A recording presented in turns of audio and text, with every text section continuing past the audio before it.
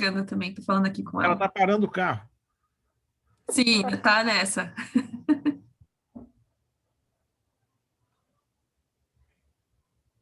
Everyone ready to go live? Yep. We're Yes, we here. are.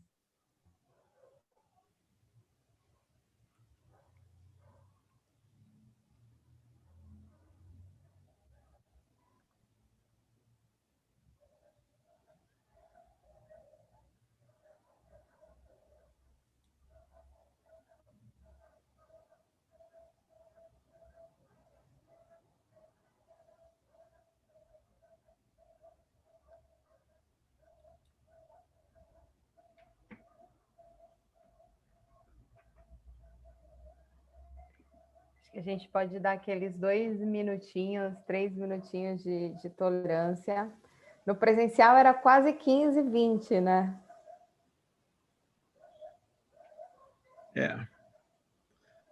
O problema é que essa produtividade em tempo virtual é desesperadora, né? Você vai marcando os eventos assim. Um atrás do outro. Dá nem tempo para o cafezinho, né? Um dentro do outro. É. Você vai marcando eventos um dentro do outro. Você está numa reunião e está na aula. Está numa apresentação e está escrevendo aqui. É isso mesmo. Eu fico me perguntando o que a gente vai levar desse costume para daqui a 2, 3 anos, né? Eu acho que é o tipo de coisa que a gente vai ter que a gente chama de um backlash. É o efeito contrário. Eu acho que a gente vai ter uma radicalização como é que se diz? De ir devagar, compartimentar as atividades, ser completamente avesso a multitasking. Isso em escala geracional, né? Isso em escala geracional. Talvez a minha filha, que tem 14 anos e detesta como é que se diz? A aula online, veja, é o chamado nativo digital, né? Que detesta aula online. E é a geração dela, todas as amigas dela e os amigos dela detestam aula digital. Eu fechei minha câmera. Então, de repente, ela vai ser uma adulta que... Pessoal, desculpa interromper. Desculpa interromper. É que a Letícia tá nos vendo, mas ela não tá como painelista. So if we could please ask Alyssa to allow Letícia as a panelist. Yes, one second. Thank you, Alyssa. She's in the room, but she's not as a panelist.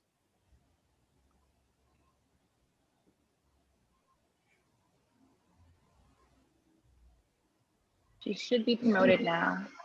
Yes, Lê, acho que você está entrando já. Thank you, Alyssa.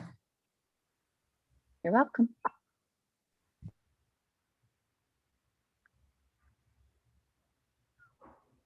Você está no mudo, Lê. Pronto. Me escutam bem? A gente escuta bem. Escuto, Lê. Ótimo, acho que estamos all set. Perfeito. Então, acho que a gente pode começar, né? Sim. Que tem uma coisa que... Acho que uma das raras coisas que eu ainda carrego comigo do Reino Unido é tentar ser o mais pontual possível, né? Então, vamos lá. Eu, primeiramente, vou começar, né, dando boa tarde a todos e todas. A gente está muito feliz em lançar esse projeto, que é um projeto que eu tenho o grande prazer de tocar dentro da Fundação Brava. Acredito que a maioria dos que estão aqui receberam um e-mail meu hoje, um e-mail meu ontem. Então, eu sou a Luana Moraes, eu coordeno o projeto Servidor Público do Futuro dentro da Fundação Brava. E eu queria começar convidando a Letícia Piccolotto, a nossa presidente executiva, para explicar um pouquinho para vocês de onde surgiu, né? A ideia da gente ter esse projeto que eu tenho de fato, assim, vou repetir a honra de estar coordenando dentro da Brava. Obrigada, Luana. Boa tarde a todas e todos. Meu nome é Letícia Piccolotto, eu sou presidente executiva da Fundação Brava. Eu gostaria de, mais uma vez, dar as boas-vindas para esse webinar de lançamento do projeto Servidor Público do Futuro. É um prazer ver tantos amigos e tantos parceiros participando aqui desse evento hoje. É uma honra também compartilhar com vocês o início desse projeto, que surgiu de uma parceria entre a Fundação Brava, a Fundação Lehman, o Instituto Humanize e a República.org, no contexto da Aliança para Lideranças de Impacto no Setor Público e no Terceiro Setor. Essas organizações da sociedade civil brasileira juntaram seus esforços para atuar conjuntamente em prol de uma pauta, que é o fortalecimento de lideranças que atuam em projetos de impacto, tanto no setor público quanto no terceiro setor.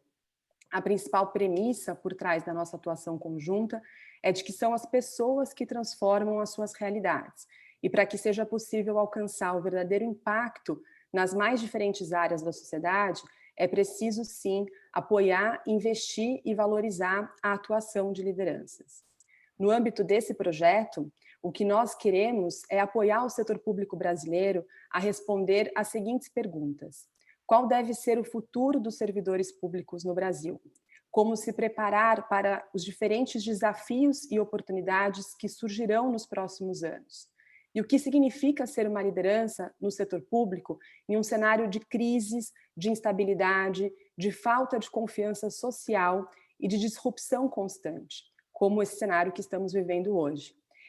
Quem nos ajudará a responder essas perguntas é o nosso parceiro técnico, o Institute for the Future, também conhecido pela sigla IFTF, que é uma organização norte-americana que tem mais de 50 anos de atuação e nesse caminho tem se dedicado a construir diferentes modelos para capacitar líderes e provocar reflexões sobre o futuro da sociedade e das organizações. E certamente vai poder nos ajudar a refletir também sobre os cenários do Brasil. A gente tem visto muitos especialistas que mencionam que a pandemia do Covid-19 é a primeira de uma série de mudanças profundas previstas para acontecer ainda nessa década, e por conta de mudanças como questões climáticas, automação do trabalho, a crise econômica e social, o avanço de novas tecnologias, entre outros exemplos, né, de adversidades que a gente ainda deve enfrentar, é muito importante pensar sobre cenários e refletir sobre perspectivas futuras. E para responder a estes desafios, é importante mencionar também que os governos permanecem como atores centrais para o desenvolvimento e o bem-estar da população. E é por isso que nós precisamos cada vez mais ter servidores públicos engajados, motivados, comprometidos e, acima de tudo, qualificados para responder a todas essas mudanças que estão em curso e também responder a todas as expectativas que a população anseia. Os governos, eles precisam atrair e reter e desenvolver cada vez mais esses talentos. O pensamento sobre o futuro sempre foi crítico para os governos. Planos diretores, planejamento orçamentário e planos estratégicos fazem parte das atividades diárias das unidades públicas. Entretanto, estamos vivendo hoje em um mundo ainda mais cheio de incertezas e essas mudanças que eu estava mencionando anteriormente estão extremamente aceleradas e o escopo hoje ele tem um impacto global.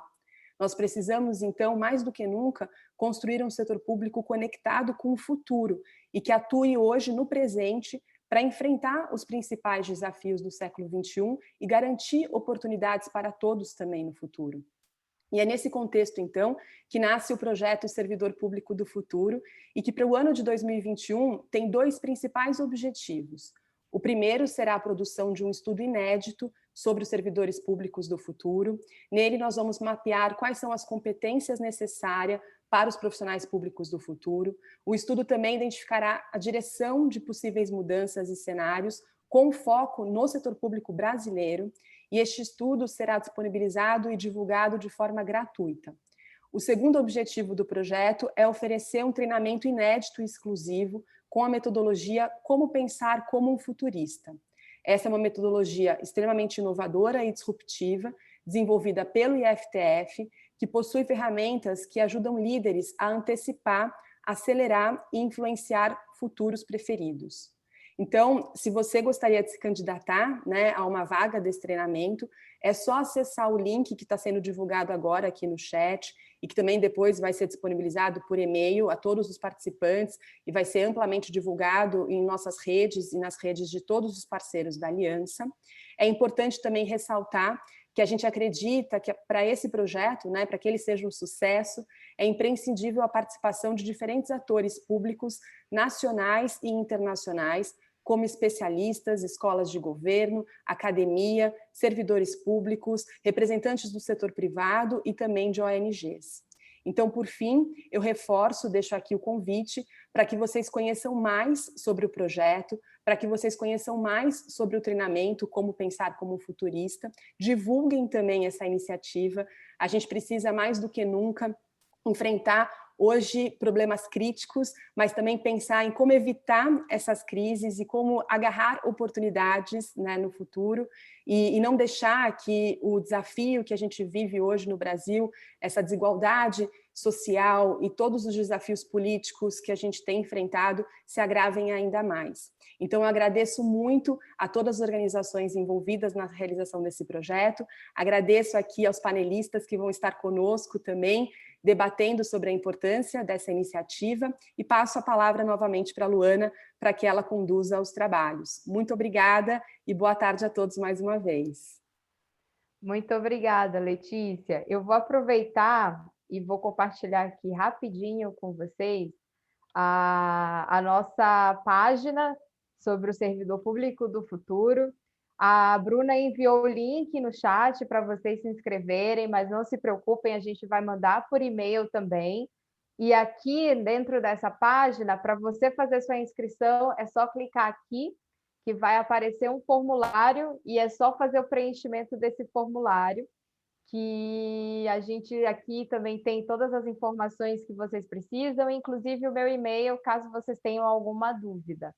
E para a gente dar continuidade ao nosso bate-papo, eu queria convidar a pessoa que, na minha opinião, assim, é sempre uma honra conversar com ele, porque é o guru do serviço público brasileiro, do setor público brasileiro. Não tem nada que a gente não converse sobre o setor público brasileiro que ele não entenda, assim. Então, Chico, passo a palavra para você.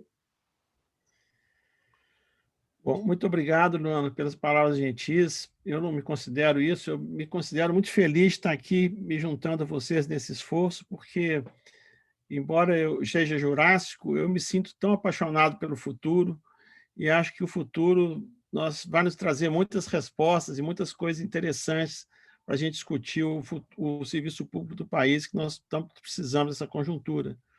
Queria agradecer o convite feito pela Aliança. Eu, particularmente, participo do Conselho de Administração do Instituto República e, junto com o Humanize, com a Fundação Leme, com a Brava, tenho participado dessas conversas, mas queria aqui fazer um agradecimento especial à Letícia, porque a visão dela foi decisiva para esse projeto ser viabilizado. E dizer que eu acho que nós todos temos muito a ganhar, tanto com o relatório, com o produto que vai emergir desse processo, como também do processo de formação. Nós acreditamos na transformação a partir das pessoas e acho que isso vai nos ajudar a buscar energia no futuro para dar conta do presente, né? Então, peço desculpas só porque, sendo jurássico, né, grupo de risco, eu sou um pouco convencional nas coisas, então tem uma apresentação aqui que eu vou fazer uso dela, mas que eu espero que vocês consigam aproveitá-la aí do jeito que for do jeito razoável. Qualquer coisa, peço para a Luana me puxar a orelha aqui. Bom, vamos lá. Eu acho que primeira coisa, nós temos que sair desse transe que nós estamos. Nós temos que parar com esse baixo astral, com esse pessimismo, com esse derrotismo. Temos que sair desse Cava Brasil. Nós estamos num momento que parece que o que cada um faz só piora as coisas. A gente tem que olhar para cima, olhar para o campo, olhar para o futuro. Eu acho que isso é decisivo para a gente. Aqui eu coloquei 3 frases que eu gosto muito. A primeira é que a gente tem que parar com essa história de país do futuro, de país sem futuro. Nós temos que nos apropriarmos do futuro, né? O futuro não é mais o que era. Essa é uma frase que tem várias paternidades. Acho que, na verdade, acho que a mais confiável que foi o ex-presidente uruguaio, Raul Sanguinetti, que se aposentou recentemente como Mujica, no Senado uruguaio, e uma que saiu ontem, ou antes de ontem, no jornal, que eu achei muito interessante, do ex-presidente Fernando Henrique Cardoso, né? A política se faz com o futuro. Então, nós precisamos buscar, no futuro, um pouco de oxigênio, um pouco de reflexão, para a gente conversar um pouco sobre o presente, né? O que modifica as realidades? O que causa as transformações? Se nós formos ver, todas as grandes mudanças, né, nas políticas de gestão do serviço público, né, estão ligadas à demografia, estão ligadas à esclerose de velhas estruturas, novos grupos de interesse, choques, né, estamos aí com o Covid aí pela frente, novas ideias, a tecnologia. Eu chamo a flecha do tempo que a tecnologia não volta. As outras coisas têm recorrências, a tecnologia não, ela só anda numa direção, ela é unidirecional. E o empreendedorismo dos empreendedores públicos que estão aí promovendo mudanças no Brasil, né?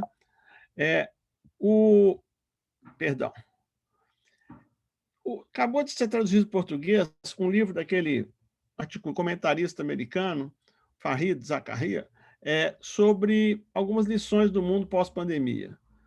Primeiro, somos animais sociais. Segundo, as desigualdades vão se aprofundar.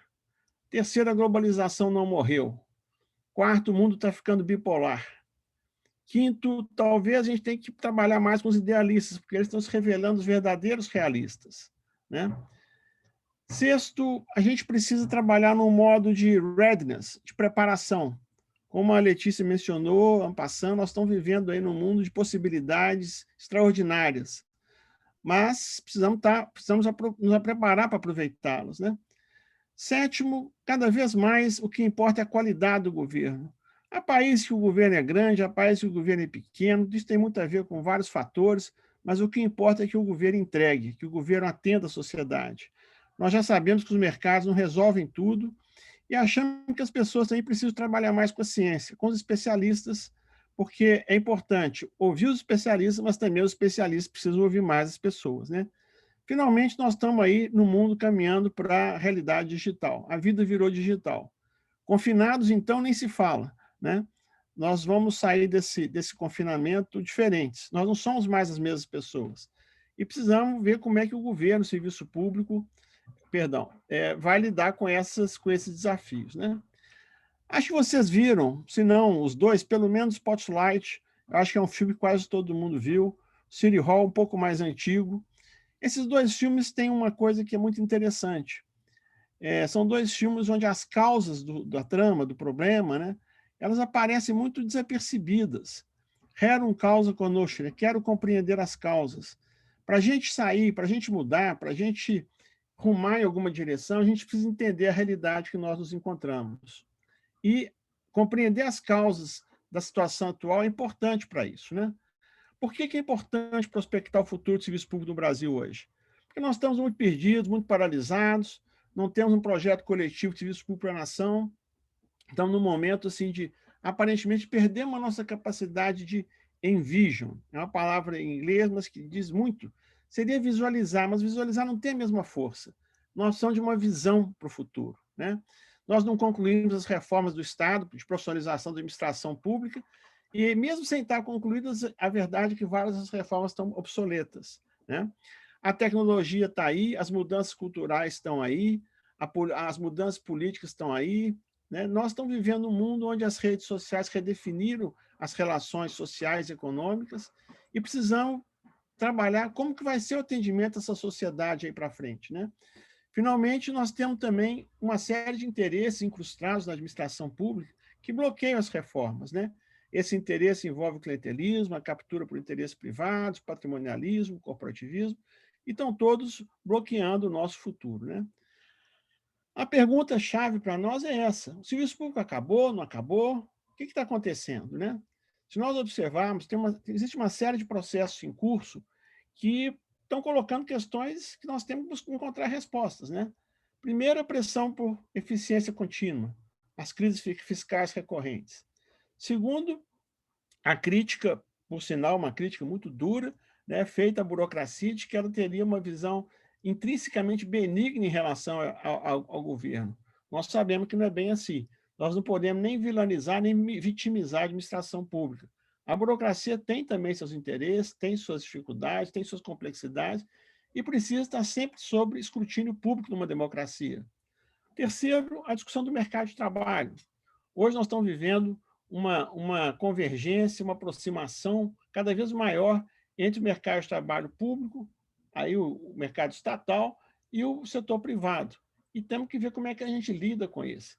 Em nenhum lugar do mundo se tem uma convergência plena, mas essa aproximação diz muito sobre os desafios que nós temos em termos de aprender com o setor privado e vice-versa, para trabalharmos melhor na esfera pública, né?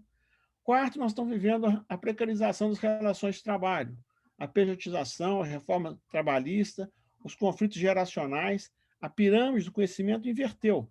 Hoje, em várias áreas do conhecimento, quem sabe mais tem 15 anos, tem 20 anos, e nós estamos no desafio aí de requalificação da turma mais sênior. A transformação digital chegou para ficar, né? Seu impacto sobre o trabalho, tal qual o conhecíamos, nós não compreendemos direito essas questões, e precisamos ver também que estado que nós queremos, né?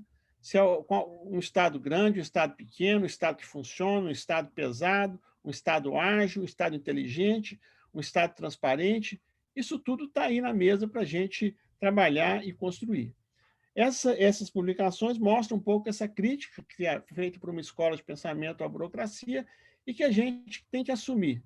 Nós não podemos pretender que a burocracia é santa, que ela é intrinsecamente benigna. Ela não é. Ela só funciona a favor da sociedade se estiver sob controle democrático da sociedade, né? Quais são os nossos grandes debates contemporâneos? A crescente dominância do paradigma da governança, né?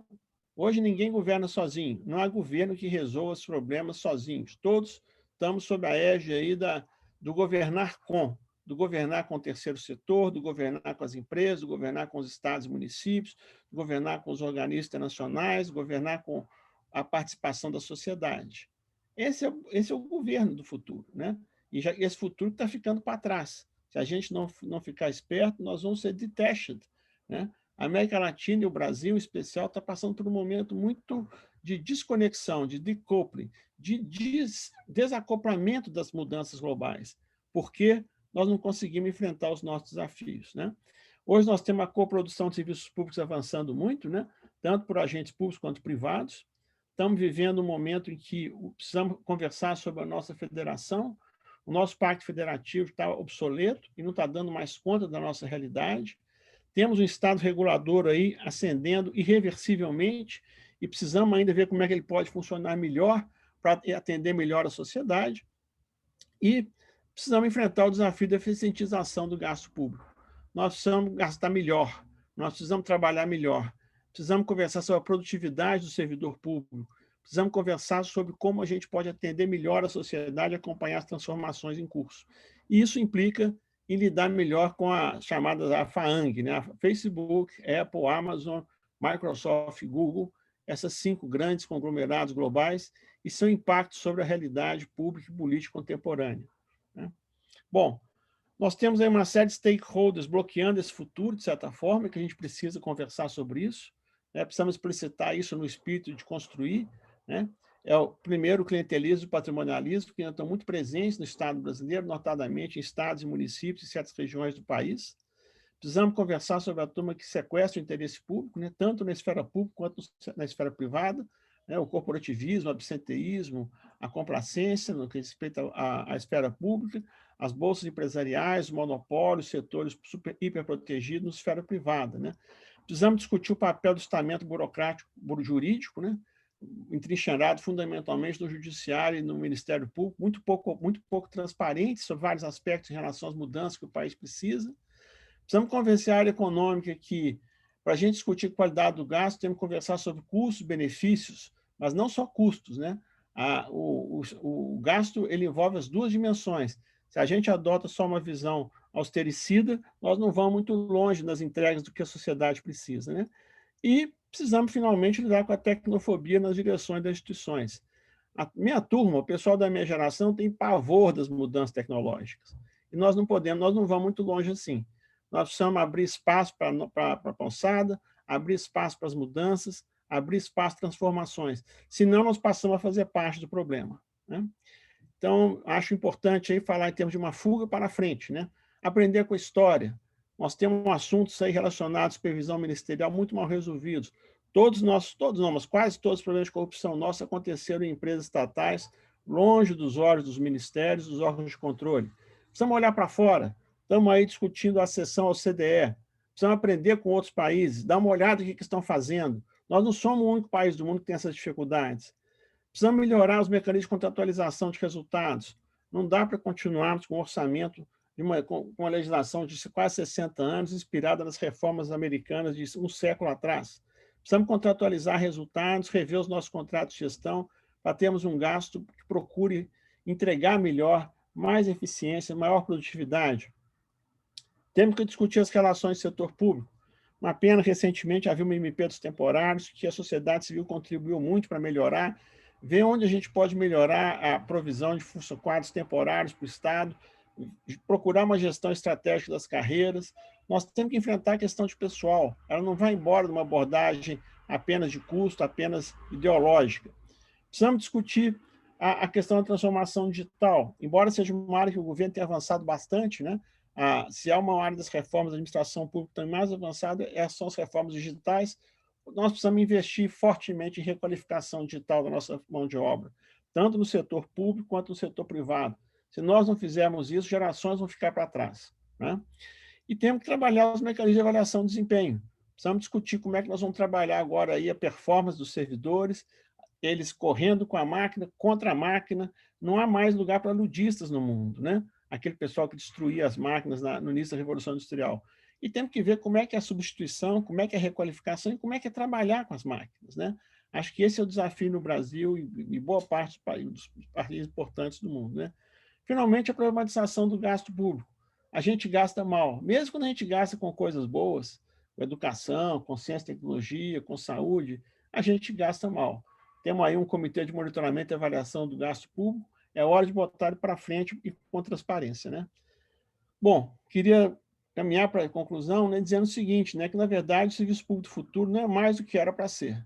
Ele não vai ser mais aquilo que a gente imaginava que nós estávamos buscando 10 anos atrás, 20 anos atrás. Ele pode, inclusive, ser melhor, se a gente se engajar politicamente na sua renovação, na sua remodelagem, no seu regramento. Ele vai servir ao Brasil, né, se a gente se apropriar dele como sociedade democrática que a gente está buscando ser. O serviço público não é uma coisa à parte da sociedade, é parte dessa aventura que nós estamos todos envolvidos agora. 5 grandes estratégias aí do pioneiro do Vale do Silício, Andrew Keen, né, falando sobre o futuro, né? Apostar na regulação, na inovação competitiva, na responsabilidade social, e ESG está aí para ficar, nas arquiteturas de escolha e na educação. São 5 estratégias, não é nada do outro mundo, são todas, cabem numa mão, né? Perdão. Queria colocar aqui também 2 outros filmes que eu acho que a gente precisa ter abertura para trabalhar com o que funciona. Seja Big Data, seja abordagens mais qualitativas. Se vocês assistirem esses filmes aí com Brad Pitt e com Clint Eastwood, vocês vão ver como que o conhecimento estruturado, como o conhecimento profissionalizado, seja com que base que abordagem for. A Brava lidera no Brasil uma série de transformações inovadoras na esfera digital. Nós temos hoje um repertório de metodologias e abordagens para trabalharmos com isso, muito especial, e eu acho que a gente nunca teve tanta condição de fazer as coisas acontecerem como temos agora, né? Acho que é importante a gente lembrar que construção institucional, né, envolve colocar o executivo aí para frente. Hoje nós temos, por exemplo, órgãos de controle como o Ministério Público e o Tribunal de Contas bem mais estruturados que o executivo, e o executivo não pode prescindir de suas capacidades para atuar na coordenação do desenvolvimento, né? As capacidades digitais que estão postas aí são oportunidades únicas para alavancar a institucionalização das capacidades estratégicas que o país precisa. Não sei se vocês se lembram, na crise de 2007, 2008, né, foi publicado um livro por um grande economista, se não me engano, indiano, e o título era mais ou menos isso, né? Nunca desperdice uma crise. Nós estamos vivendo uma crise profunda, uma crise sem precedentes na nossa história. Acho que o Covid, o país vai pagar um tributo a isso que não tem explicação. Precisamos aproveitar isso, precisamos tirar alguma vantagem disso, precisamos aprender e dar um salto com isso, né? Nós temos aí umas chaves para o futuro que estão sendo postas aí, que a gente precisa se apropriar rapidamente delas, né? As plataformas tecnológicas abertas, né? Em especial no que se refere à inteligência artificial, a legislação antitrust, vocês estão acompanhando isso aí todo dia pelos jornais. Nós não podemos ficar na mão de conglomerados, monopólios nacionais, internacionais. O design baseado nas necessidades humanas, né? Aqueles de vocês que viram aquela série britânica, né? Years for Years, né? Aquele futuro já ao alcance da mão, onde você tem a fusão da nossa capacidade humana com ferramentas tecnológicas, né? O espaço público, nós precisamos recuperar, reapropriar o espaço público para a gente construir o nosso entendimento, a nossa solidariedade e um estado de bem-estar social que dê conta dessas desigualdades todas que estão explodindo na nossa cara aí. Nós não podemos ter um futuro mais desigual, mais apartado, sob pena dele se inviabilizar, né? Em linhas gerais, pessoal, o que eu queria colocar são essas ideias, depois a gente pode voltar a elas no debate, né? E dizer que eu agradeço muito a oportunidade de estar aqui com vocês e dizer da minha alegria desse projeto estar deslanchando. Muito obrigado e parabéns. Obrigada a você, Chico. Acho que a gente está recebendo muitas perguntas por aqui, então acho que o que você acabou falando gerou até um bom debate, pelo menos aqui pelo chat, né? E aí, para a gente continuar agora com o nosso evento, eu queria chamar o Jacques Barcia, que é pesquisador no Instituto para o Futuro, em inglês Institute for the Future, para explicar um pouquinho para a gente, assim, a gente precisa olhar para o futuro, a gente precisa ter essa fuga para frente, mas como é que sistematicamente, como é que na prática a gente consegue fazer isso, né? Bacana. Obrigado, Luana, obrigado, Letícia, Francisco, Gaetani, todo mundo que está assistindo a gente. Eu sou Jacques Barcia. Eu tenho um slidezinho aqui que eu me apresento, meio que falando já o que é que eu faço e, particularmente, o que é que eu não faço. Deixa eu só setar aqui o meu slide, que estava em outra página. Deixa eu colocar aqui no iniciozinho para não dar spoiler de mim mesmo, que eu costumo fazer isso frequentemente. Massa. Então, como eu falei, eu sou Jacques Barcia, eu sou pesquisador afiliado do Institute for the Future. Pelo meu sotaque, vocês devem ter percebido que eu sou do Recife. Eu fico baseado aqui no Recife, mas trabalho para o Institute for the Future. A gente está fazendo um monte de coisa. E eu sou um futurista profissional. E aí, o que é que danado que é um futurista profissional? Eu costumo dizer que um futurista profissional é um cara que ajuda pessoas e organizações de todo tipo a identificar como é que as coisas estão mudando no presente, como é que elas estão mudando radicalmente no presente, mas como elas estão mudando de uma forma, ainda que radical, de uma forma muito invisível, né? Ajudar essas organizações a perceber, a identificar como é que as coisas estão mudando antes dessas mudanças se tornarem algo óbvio, se tornarem uma tendência, se tornarem uma sensação do dia para a noite. A gente tenta identificar e ajudar essas organizações a identificar essas mudanças enquanto elas ainda são muito pequenas, ou quando elas são tão grandes que elas, por serem tão grandes, elas passam desapercebidas, meio que a metáfora do elefante na sala. Então, futuristas profissionais, eles ajudam essas organizações e pessoas a identificar essas mudanças, mas também ajuda esses grupos, esses stakeholders, a entender quais são os impactos de longo prazo dessas mudanças. Se as coisas estão mudando agora, o que é que significa essas mudanças para a minha organização 10 anos no futuro, 20 anos no futuro, ou 50 anos no futuro, como eu já fiz trabalhos? Então, o que é que muda?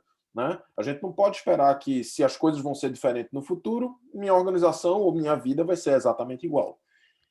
E, por causa disso, a gente também ajuda essas pessoas e organizações a minimamente se preparar para o futuro. Ok, quais são as coisas que eu preciso fazer para ser relevante no futuro, para me adaptar ao futuro, ou, melhor ainda, quais são as coisas que eu preciso fazer para influenciar o futuro, influenciar esses futuros. Não só fazer parte dele e reagir a ele, mas ativamente ajudar a construí-lo, seja um futuro que eu acho interessante ou um futuro que eu não gosto e eu quero evitar. Então, o que é que eu posso fazer?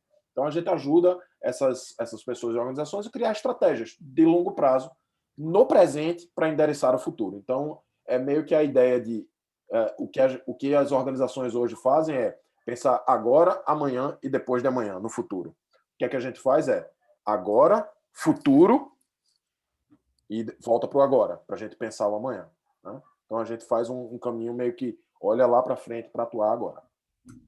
E eu faço parte do Institute for the Future, que é uma organização com mais de 50 anos de história. É uma organização sem fins lucrativos baseada em Palo Alto, no Vale do Silício, na Califórnia.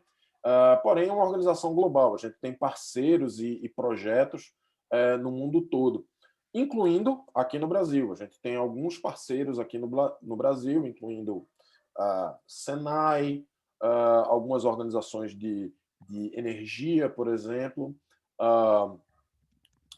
e estamos em conjunto com a Aliança, com a Brava, com a Fundação Lema e alguns outros para tentar entender futuros do serviço público, que eu vou falar já já. A história do Institute for the Future, ela se confunde com a história da própria tecnologia, da própria internet, da tecnologia digital, né? Um dos nossos fundadores, que é o Paul Barron, que é o Barron do diagrama de Barron. Vocês já devem ter ouvido, já devem ter visto aquele diagrama que mostra centralizado, descentralizado, distribuído, um monte de pontinho assim, né? Aquele se chama o diagrama de Barron. E o Barron é o Paul Barron, que é um dos fundadores da internet e um dos fundadores do Institute for the Future. Então, desde muito tempo, a gente está construindo esse futuro que hoje a gente vive, né? Obviamente, tecnologia é algo importante, mas cada vez mais a gente tem olhado outras coisas, a gente amplia cada vez mais nosso olhar para entender que outras forças estão compondo o futuro. Obviamente, tecnologia é importante, mas sempre do ponto de vista de como é que tecnologia influencia a sociedade e como é que a sociedade influencia a tecnologia. Do mesmo jeito, a gente tem olhado muito para a mudança climática. Como é que a mudança climática afeta a sociedade e vice-versa? Política, volatilidade institucional que a gente está vivendo hoje no mundo inteiro também é um tema bastante relevante. Mudanças econômicas também são bastante relevantes, né? Então, a gente tem olhado esse horizonte de forma bastante ampla há muito tempo. Muito bem, eu disse o que é que um futurista faz, mas tão importante quanto é dizer o que é que um futurista não faz. E um futurista não prevê o futuro. A gente não prevê o futuro, a gente não tem uma bola de cristal e a gente não vê o que é que o futuro vai ser. A gente consegue, sim, pesquisar e entender como é que o futuro pode ser. A gente vê possibilidades, a gente enxerga mudanças e a gente tenta entender, ajudar essas organizações que a gente apoia e as pessoas que são treinadas por nós a entenderem quais são essas possibilidades, que múltiplos futuros podem acontecer no futuro e como é que eu posso me preparar para eles ou como é que eu posso influenciá-los. É muito importante entender, particularmente no português, acho que a gente vai falar isso em algum momento, mas em português, a palavra que a gente usa em inglês para falar sobre o futuro, para descrever um futuro, forecast, ela é traduzida em português como previsão do tempo, weather forecast. Só que não é o que a gente faz, a gente não prevê o futuro. Um forecast, ele é um conjunto de possibilidades e probabilidades. A gente, quando tem um weather forecast, a gente diz, amanhã deve chover.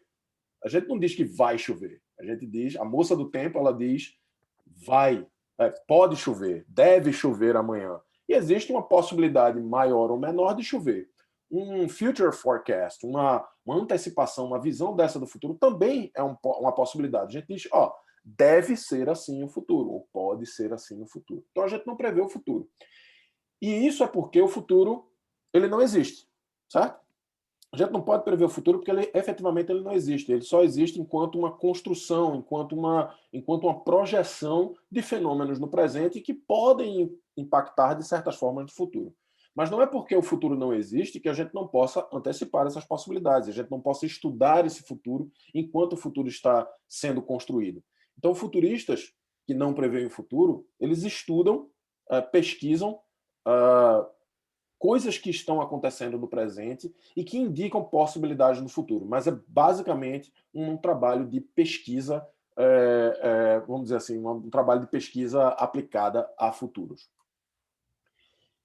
Um detalhe importante é que todo mundo é futurista.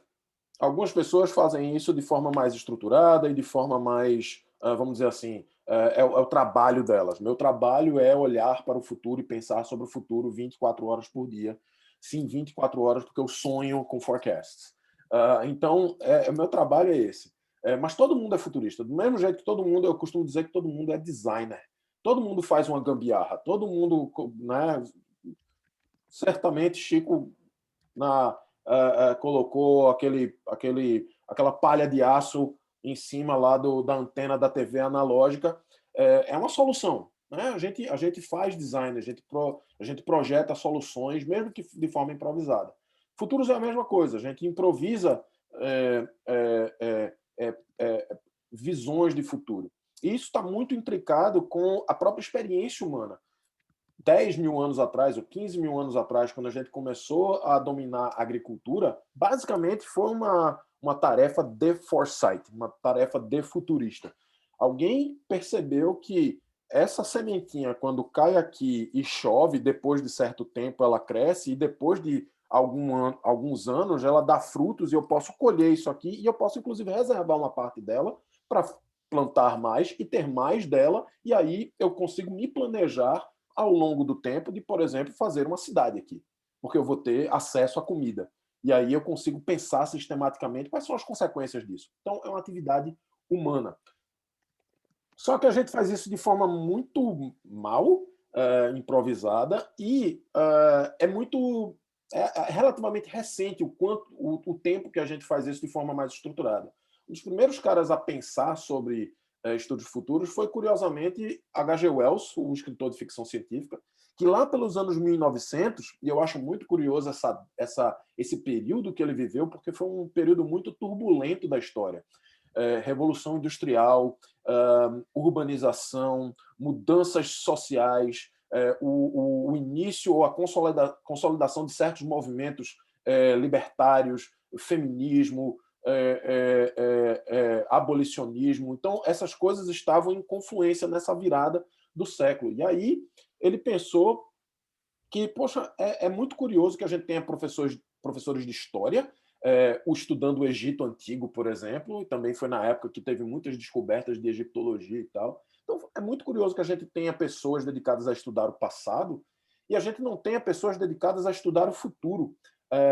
A gente só se preocupa, ele disse, né? Tem uma frase famosa dele, a gente só se preocupa com o futuro no momento que o futuro bate na gente de repente. Quando o futuro se consolida, de repente a gente diz, nossa, ninguém esperava que isso acontecesse.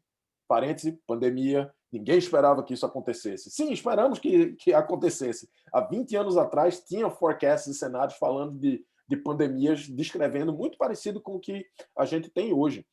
Obviamente, a gente não previu, a gente antecipou. Mas era muito curioso para o H.G. Wells que a gente não tivesse essa figura, esse futurista. E aí ele bolou essa ideia de um campo chamado estudos de futuro, para prover essa forma sistemática de conhecimento sobre as coisas do futuro, através de um misto de ciências naturais, ciências sociais e, sim, narrativas, descrever o futuro de forma criativa. Então, para ele, o objetivo, em vez de tentar prever o futuro, como tentavam os economistas, por exemplo, e ainda tentam os economistas, se preparar para as consequências, né? Antecipar para se preparar para consequências. E aí, por que as pessoas olham para o futuro? As pessoas olham para o futuro basicamente por causa desses 4 motivos. Primeiro, para desafiar premissas, coisas que a gente acha que são verdade e são verdades eternas, que não imutáveis, coisas que não devem mudar em um determinado campo. Serviço público é sobre governos, por exemplo. É uma premissa. A gente também olha para o futuro para criar perspectivas compartilhadas sobre o longo prazo. É muito importante comunidades terem uma visão, uma narrativa compartilhada sobre o que é que elas esperam do futuro. Em vez de cada stakeholder ter uma opinião, um conjunto de pessoas terem uma visão. É muito diferente opiniões de visões embasadas por evidências. Pessoas também olham o futuro para antecipar ameaças e oportunidades de longo prazo. De novo, não é sobre prever, é sobre enxergar lá na frente e dizer, opa, a gente precisa fazer alguma coisa. É a mesma coisa de alguém dizer para você, quando você for em tal canto, tenha cuidado porque logo depois que você dobra a esquina, tem um buraco. E aí você vai preparado. Se tem um buraco ou se não tem um buraco, meio que não importa. Se tiver um buraco, ok, você estava muito preparado. Se não tiver um buraco, você pode dizer, ok, se esse buraco não for aqui, pode ser que ele seja ali. Pode ser que tenha outro buraco. Isso te faz com que você aprenda a dobrar a esquina de forma mais, vamos dizer assim, mais atenta. Então, é sobre antecipar. E, finalmente, sobre imaginar coisas que ainda não existem, mas que podem existir. E se elas existirem no futuro, o jogo muda completamente. Então, quais são as coisas que podem existir, que a gente sequer está imaginando, porque a gente não tem as evidências, a gente não tem o arcabouço para imaginá-las. Então, Foresight é muito bom para isso. Então, só que é muito difícil fazer isso. Né? É desafiador. Não é que seja muito difícil, mas é desafiador. É desafiador porque tem alguns conjuntos, tem uns fenômenos que acontecem que fazem com que a gente se prenda muito às nossas premissas, por exemplo. Né? Por exemplo, os nossos stakeholders, as pessoas, quando a gente vai conversar sobre o futuro, as pessoas, em geral, têm muitos vieses sobre métricas de precisão. Esse exemplo que está aqui é um exemplo clássico, aliás, nós tivemos um exemplo igual aqui no Brasil. Na eleição americana, na penúltima eleição dos Estados Unidos, Hillary Clinton aparecia com 84,6% de chance de vencer, enquanto Donald Trump tinha 15% de chance. Mas o interessante é que Donald Trump ele não tinha 0% de chance. Ele tinha 15% de chance, ele tinha alguma chance. E aí, o que é que a gente faz? A gente aplica pensamento crítico e dados quantitativos e adicionamos outros métodos, qualitativos e criativos, para pensar na possibilidade. Ok, e se Donald Trump vencer? Mesma coisa aconteceu aqui no Brasil. O presidente Bolsonaro, todos os analistas, muitos meses antes, diziam, não tem nenhuma chance de se eleger. Ou tem muito pouca chance de se eleger. Mas ele tinha alguma chance. E ninguém se perguntou, ok, o que acontece se nós tivermos Bolsonaro como presidente? Então, os impactos e as mudanças, e sem julgamentos de valor, mas os impactos disso precisam ser imaginados. Então, a gente aplica esse pensamento crítico, dizer, ok, e se? Né? Duvidar um pouco dos dados para dizer, ok, quais são as outras possibilidades? Outro problema que a gente enfrenta é com os futuros oficiais. Esse é danado. Não, o futuro vai ser assim. Eu vi um especialista tal dizendo isso. Ou a Forbes, por exemplo, e essa é uma capa real da Forbes de 2007, do meio para o fim de 2007, que colocava a Nokia. Nokia, 1 bilhão de clientes. Será que alguém pode alcançar a gigante dos telefones celulares? Isso foi finzinho de 2007. Meio de 2008, a Apple lançou o iPhone. Nenhum de vocês tem um Nokia, eu tenho certeza. A Nokia mudou novamente de área. Né? E a Nokia hoje está colocando 5G na Lua, por exemplo. Mas ninguém fala de celulares da Nokia. Então, o que é que a gente faz com futuros oficiais? A gente desafia essas, e aí sim, previsões, essas tentativas de prever o futuro, e a gente provê outros pontos de vista. A gente substitui previsões com alternativas. Ok, e se for diferente? Né? Quais são as outras possibilidades? Outra coisa, um grande problema sobre o futuro é a ansiedade sobre o futuro. Né? A gente tem essa mania de superestimar as transformações no presente e subestimá-las no longo prazo. Exemplo claro, criptomoedas, Bitcoin. 5, 10 anos atrás, quando criptomoedas surgiram, a conversa toda era acabou o Banco Central. Não tem mais Banco Central. Acabou o jogo do Banco Central. O que é que está acontecendo hoje? Bancos centrais estão incorporando criptomoedas, inclusive o Banco Central brasileiro. Então, a gente ajuda as pessoas a identificarem e reconhecerem as fontes de estresse pessoal e estrutural que podem nublar os seus olhares. Né? Mesmo as pessoas muito empolgadas com a tecnologia, elas têm um certo viés e a visão delas fica nublada. Mais ainda as pessoas que são contra uma mudança ou estão do lado oposto dessa mudança. Elas não vai ser assim, de jeito nenhum. Então, e isso gera ansiedade. A gente usa o Foresight para dizer, ok, não precisa ficar ansioso. Vamos tentar entender e se planejar. Uma outra razão que é para que Foresight seja tão complexo é que seu eu do futuro é um estranho. Você não sabe seu eu do futuro. Você não consegue se reconhecer no futuro, inclusive neurologicamente. Tem vários estudos hoje sobre a neurologia, a neurociência do futuro. Aliás, um dos caras que estuda bem isso é o Jake Dunnigan, que é o líder da pesquisa que a gente está fazendo aqui.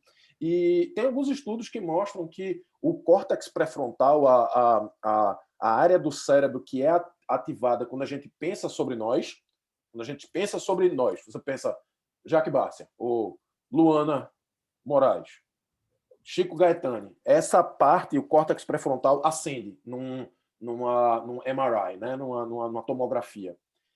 Quando você pensa outra pessoa, eu penso minha filha, mesmo uma pessoa próxima, minha filha, essa área, ela diminui a energia dela, ela meio que apaga. O curioso é que quando você pensa sobre você no futuro, essa área apaga. Se você pensar sobre você, essa área acende, eu no futuro, apaga. O futuro, seu eu no futuro, ele é um estranho. Tem outra pesquisa que mostra que quando a gente pensa sobre o futuro, as áreas ativadas do cérebro são as áreas de memória. Então, quando a gente pensa sobre o futuro, a gente tenta resgatar experiências do passado similares para tentar lidar com coisas no futuro. Só que isso funciona num curto prazo. Amanhã, depois de amanhã, daqui a um ano. Bote 5 anos e 10 anos no futuro e a gente tilt. Não consigo pensar. Não consigo me posicionar no futuro. Porque eu tento resgatar memórias de algo que eu não vivi, que é algo que eu nem conheço ainda. Então, o que é que a gente faz? A gente projeta processos para pré-experienciar o futuro, né? Trazendo esse futuro para o presente de forma vívida. Um forecast, um cenário, uma imersão, um debate, uma discussão, uma construção, artefatos do futuro, uma prototipagem do futuro. A gente vive isso, e aí quando a mudança bate na nossa porta, aí você diz, meu cérebro, eu já vivi isso antes, num cenário. Eu sei mais ou menos o que é isso e eu entendo mais ou menos como eu posso me comportar. Tem algumas coisas que facilitam esse processo de pensar o futuro. Primeiro é futuros em primeira pessoa. Exigir de você se pensar em primeira pessoa. Apesar de seu cérebro não agir desse jeito, quando você pré-experiencia o futuro e se coloca em primeira pessoa, você tem uma experiência muito mais rica. Criar metáforas, artifícios para você entender essa linguagem, entender esse processo, e varredura de horizonte, que é sistematicamente procurar por evidências do futuro enquanto ele está sendo construído. Então, 2 formas de falar sobre o futuro aqui. Fatos. Você pode falar sobre o futuro em formato de fatos. Então, um fato. No futuro, teremos mudança climática. Em 2050, os níveis do mar terão subido 3 metros e 750 milhões de pessoas serão forçadas a migrar. É um fato sobre o futuro. A gente tem alguns forecasts que falam sobre isso. Ok, é um fato sobre o futuro. Mas note como isso, e eu quero que vocês pensem em primeira pessoa comigo. Primeira pessoa. Eu terei 72 anos em 2050. O aeroporto que eu uso estará sob risco de inundação. Voar será arriscado devido ao clima extremo. Então, eu não vou visitar meu irmão que mora em Los Angeles com tanta frequência. Ok, isso agora virou um problema. Não é só mudança climática, algo que está lá longe, é algo que me afeta. E isso faz com que eu pense, ok, eu preciso fazer alguma coisa a respeito. Uma outra forma, usando algumas metáforas, por exemplo, é entender as forças de mudança. Quando a gente pensa sobre o futuro, a gente precisa pensar que não é só o futuro em construção que está sendo atuando. Existem diversas forças em atuação para construir o futuro. A primeira dessas forças é o empuxo do futuro, são as visões, as intenções que a gente tem sobre o futuro. Então, por exemplo, esse grupo, a Aliança, e todos vocês que estão aqui, certamente querem, ou planejam, ou visualizam um futuro do serviço público que é tal e qual X ou Y. Então, um serviço público que seja respeitado, que tenha subsídios para atuar, que atue dessa forma. Então, são as intenções, né? São as nossas visões, o que a gente quer. Né? Ou as intenções de uma comunidade, ou as intenções de um governo, as intenções de um complexo da sociedade. Mas tem uma outra força em atuação, que é o empurrão do presente. é efetivamente quais são as inovações que estão acontecendo agora, que ou aceleram essas visões ou contrariam essas visões. São coisas que estão acontecendo agora, por exemplo, reformas, inovações tecnológicas, novos tipos de cargos, novas composições políticas, que mudam o jogo um pouco, ou aceleram, ou contrariam, ou desviam, ou criam novas intenções. E, finalmente, existe o peso da história. Não dá para simplesmente jogar tudo para cima e dizer, ok, vamos fazer esse servidor ideal do futuro aqui. Não, ok, nós temos legados, nós temos história, nós temos uma infraestrutura que a gente vai precisar lidar com elas. Por exemplo, se a intenção, se o impulso do futuro é criar um servidor completamente multimídia e digital, etc., e tem um empurrão do presente com iniciativas de governo digital, etc., tem o peso da história de vários servidores em fim de carreira, por exemplo, que talvez não tenham tantos incentivos assim para se reciclar, ou tenham dificuldades de aprender, ou mesmo recursos. Então, o peso da história também é relevante. Na confluência ou na tensão dessas três forças é que o futuro é criado. Por fim, a gente também usa, e essa é uma das minhas partes favoritas de futuros, e é algo que todo mundo pode fazer de forma muito fácil, é varredura de horizonte. É olhar essas evidências, essas rupturas que estão acontecendo agora. E é importante porque quando a gente começa a tentar olhar essas evidências, a gente percebe que essa frase, que virou um clichê do Liam Gibson, mas é tão forte, tão certa que a gente ainda usa, que ele diz que o futuro ele já está aqui, ele só não está bem distribuído. O futuro ele já está acontecendo, 2050 já está rolando aqui, mas ele não está distribuído ainda, ele acontece somente dentro de um laboratório, de um gabinete ou dentro de uma geografia específica. Esses futuros que estão acontecendo agora é o que a gente chama de sinais fracos ou sinais de mudança. Sinais são inovações que são pequenas na geografia e na escala, mas que desafiam premissas. Essas verdades que a gente tem sobre um tema X e que têm o potencial de transformar sistemas. Elas são muito pequenas, mas têm o potencial de viralizar, de escalar e mudar o jogo. Quais são alguns exemplos, por exemplo? Pode ser um produto, um serviço, uma nova oferta, pode ser um novo negócio, uma pesquisa, um protótipo, pode ser um dado novo que não tinha sido percebido antes, pode ser uma notícia, pode ser a ressignificação de uma tecnologia ou de um processo, uma tecnologia que era usada para X, opa, está sendo usada para Y agora? Como assim? Pode ser um novo fenômeno climático, por exemplo, pode ser uma ruptura inédita no status quo, pode ser uma nova política, um novo direcionamento que não foi tentado antes, pode ser qualquer coisa. Mas essa coisa, ela ressignifica a nossa experiência e desafia a forma como a gente entende. Então, um sinal pode chegar para você e dizer, ok, e se serviço público não for sobre atuar no governo? E se for outra coisa? Eu trouxe 2 exemplos de sinais que eu queria só deixar com vocês aqui para vocês entenderem um pouco do que é que eu estou falando quando eu falo de sinais. Primeiro, VTaiwan. VTaiwan ela é uma plataforma de... Isso é os sinais... Coisa importante, sinais são fenômenos concretos que estão acontecendo agora, só que eles ainda são muito pequenos. Né? Então, VTaiwan é uma plataforma que existe em Taiwan, de fato, é uma plataforma que tem uns 2 anos, é uma plataforma digital para geração de consenso sobre políticas públicas.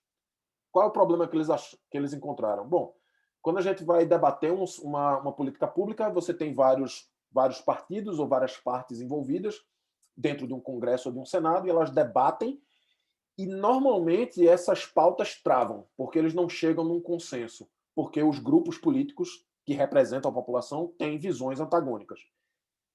Mas aí eles pensaram, e se comunidades, pessoas como eu e vocês, pudessem entrar numa plataforma e quebrar esses impasses? Votar, por exemplo, de uma forma, de um tipo de votação inovadora, que não é de 1 para 1, mas geralmente, realmente de formação de consenso. E se as pessoas pudessem entrar nessas plataformas e ajudar políticos a quebrar esses impasses e formar consenso? E aí a pergunta que esse sinal que faz para mim é: e se isso for o futuro? E se isso for obrigatório nas democracias dos próximos 10 anos? E se, por lei, certos tipos de políticas públicas precisarem de consenso da população? Um plebiscito diário, um plebiscito da hora, um plebiscito não é nem um plebiscito, é uma formação de consenso, é modificar uma lei proposta para uma outra versão dela que quebre esse impasse. E se isso for mandatório? E se isso for obrigatório? Outro exemplo, Toyota Woven City. A Toyota, sim, a Toyota dos carros, ela está construindo uma cidade plenamente funcional, uma cidade real do zero, livre de legados legais. Eles não têm uma estrutura legal prévia. Eles estão criando uma estrutura legal completamente nova. E a empresa está querendo fazer isso para criar um tubo de ensaio vivo para testar novas soluções e gerar políticas públicas para cidades inteligentes. Então, estou criando uma cidade aqui que não tem nenhuma lei pregressa. Eu vou colocar as leis aqui justamente para testar as soluções que eu tenho e ver se essas legislações funcionam e, se não, quais são as legislações que são interessantes para rodar políticas públicas de cidades inteligentes em outros lugares. E se novas legislações, qualquer legislação, puder ser testada em cidades de laboratório? E se vocês que estão vendo a gente aí forem o gerente de uma dessas cidades ou estiverem trabalhando nessas políticas públicas, que não são exatamente públicas, também são privadas?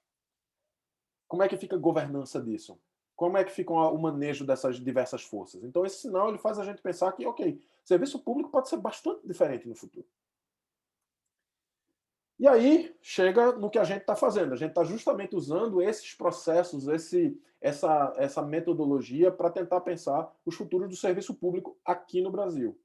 A gente está conduzindo já entrevistas e amanhã a gente tem nossa primeira oficina com especialistas. A gente viu uma quantidade de especialistas do Brasil e de fora em serviço público que estão fazendo coisas diferentes e que têm perspectivas bastante diferentes, e não é um benchmark, não é chegar e perguntar para eles o que é que vocês estão fazendo, como é que a gente aplica aqui. Não, é entender o que é que vocês acham que é o futuro do serviço público, quais são as coisas que estão mudando, quais são as coisas que são relevantes. E isso vai informar a gente os direcionamentos da nossa pesquisa. A gente já está fazendo, na verdade, varredura de horizonte, para combinar essas duas coisas. A gente vai entender quais são os movimentos, o que é que os especialistas estão dizendo que é a direção da mudança, e a gente vai complementar isso com alguns sinais, coisas que estão surgindo agora, que não têm escala e que indicam, opa, mas isso aqui pode ser diferente. E com isso a gente vai fazer forecasts para os próximos 10 anos. Lembra? Não são previsões, são antecipações, são descrições do futuro de forma provocativa. Tem essa função, a gente não quer simplesmente dizer, não, o serviço público do futuro vai ser digital. Não, a gente não quer dizer isso. A gente quer dizer que, olha, se no futuro o serviço público for ainda mais digital, com a inclusão de inteligências artificiais e realidade expandida, então o servidor público do futuro vai ter essas e essas características. Então a gente faz uma descrição, né? Mas if then, né? Se é isso que pode acontecer. E a gente também tem um outro componente que é de treinamentos. A gente também vai ensinar dois conjuntos de atores, um grupo mais interno da aliança, desses processos, dessa forma de pensar o futuro, e aí a gente vai ver o que é que são motores de mudança, o que é que são sinais, como é que eu encontro os sinais, como é que eu analiso os sinais, como é que eu entendo as múltiplas dimensões da mudança, como é que eu consigo entender o que é que está mudando agora, o que é que vai ser a consequência dessa mudança e finalmente olhar para o futuro. E a gente também vai fazer um treinamento mais aberto, mediado pelo pessoal da Aliança. Eu acho que a Luana vai falar um pouco sobre isso. Então, a gente tem esses 4 componentes nesse projeto. A gente tem uma equipe de pesquisadores envolvida nisso, está sendo liderado por Jake Dunnigan, co-liderado por mim, mas com a participação de Ilana Lipset, Sabrina Howard e nossa grandiosa Alessa, que é nossa gerente de projeto, que bota o cabresto na gente e coloca a gente nos trilhos. E a gente está muito animado com isso,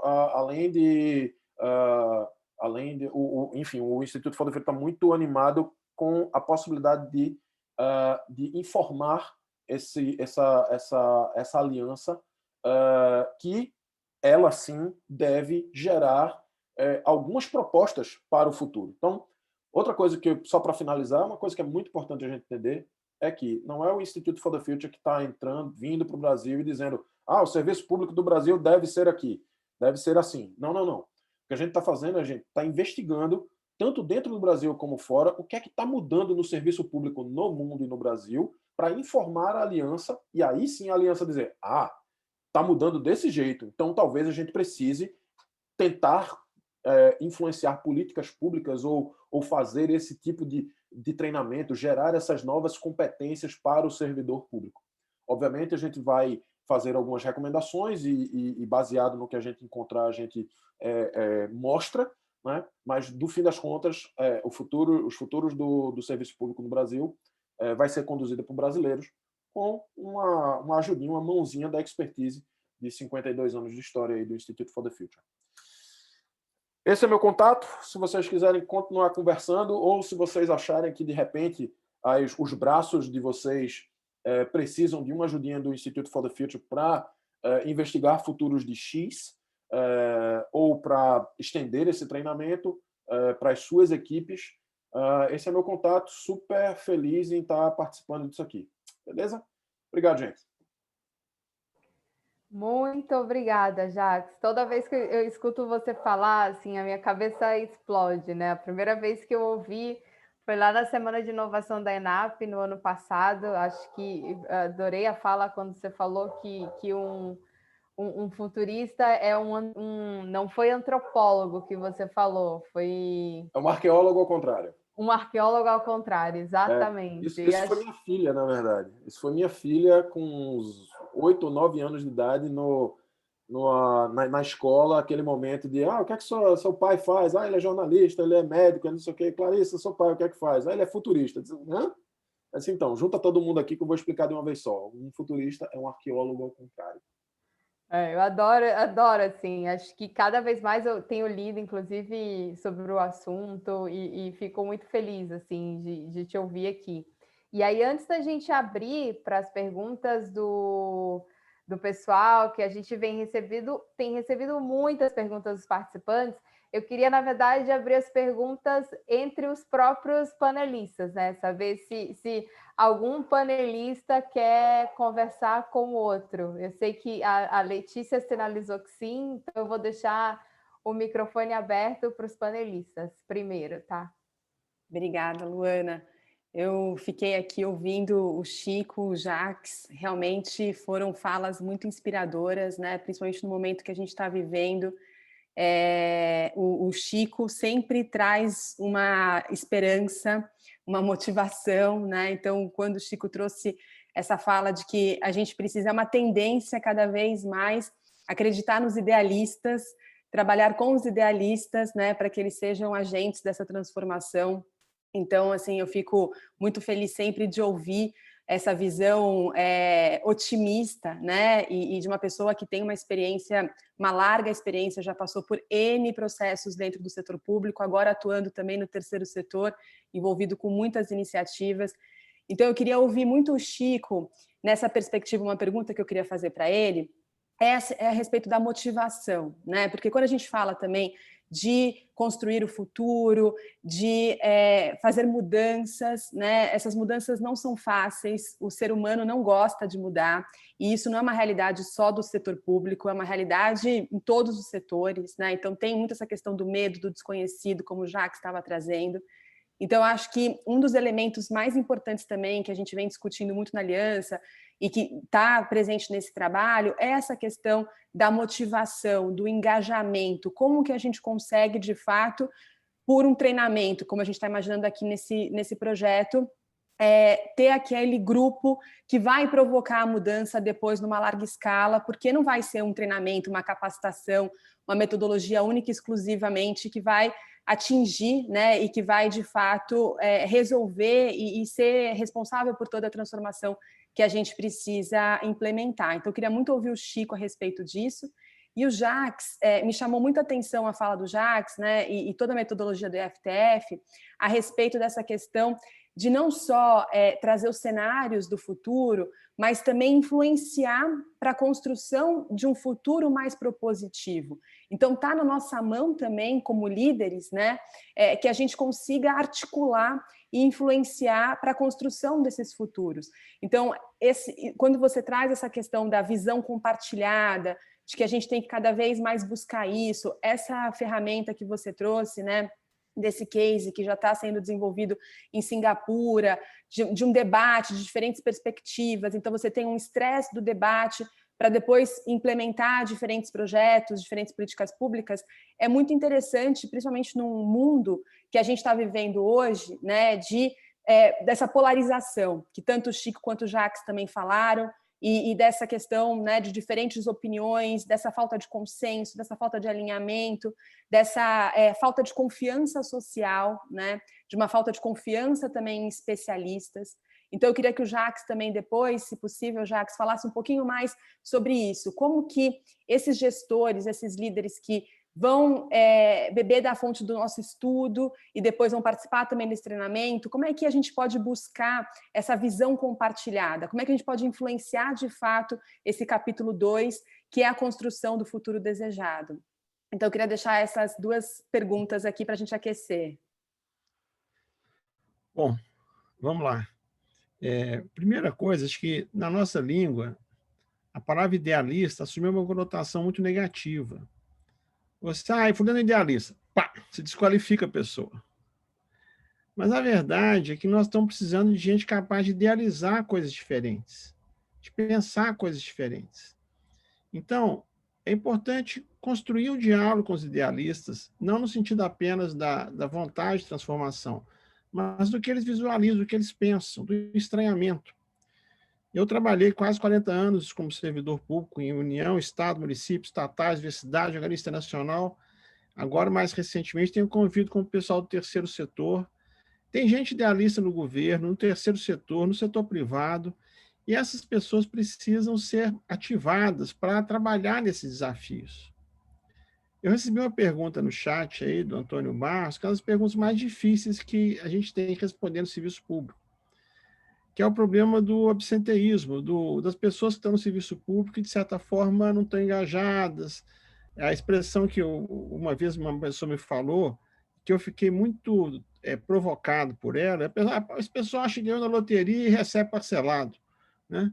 Então, assim, óbvio que isso não se aplica à maioria dos servidores públicos, mas quando a situação fica muito difícil, a tendência é o servidor público ele ficar só reativo.